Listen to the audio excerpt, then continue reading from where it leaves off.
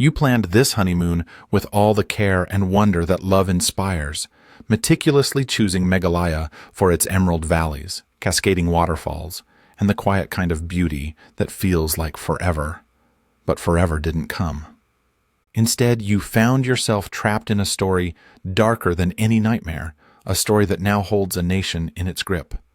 The moment your flight left Indore, your heart pulsed with excitement, newly married, filled with dreams, ready to start a new chapter with the one you trusted most.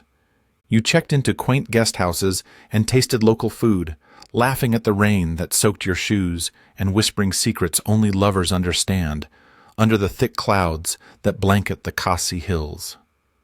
But somewhere between the bridges of Nongriat and the misty ridges of Sohra, something went terribly wrong. You remember riding that scooter, the thrill of winding roads beneath towering cliffs, unaware that the road ahead was not leading to another memory, but to disappearance.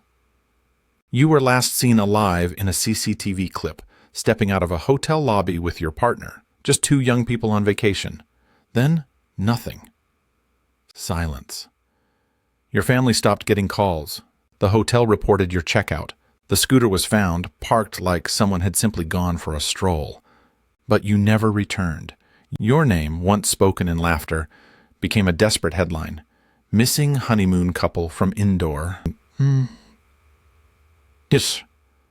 The search began like all searches do, late, confused, and unprepared. Days later they found your husband's body, bruised and lifeless, lying in a gorge deep enough to swallow secrets whole. His phone, wallet, and watch were gone. His face was barely recognizable. They said it could have been a fall, a misstep. But you knew him. He didn't just fall. You feel it in your bones. This wasn't fate. This was something else. Something darker. And where were you? Vanished. Your raincoat turned up in the grass near where he died. Your name now echoed not with celebration, but with dread. The authorities combed the forest. Teams with search dogs and drones swept the cliffs and riverbeds. But there was no sign of you. People began to talk, 3 unidentified men seen with you, a guide's account that didn't match the timeline. The mystery grew with every passing hour, and your absence screamed louder than any siren. Social media erupted, candlelight vigils were held, posters with your smile plastered on bus stops and tea stalls, still missing.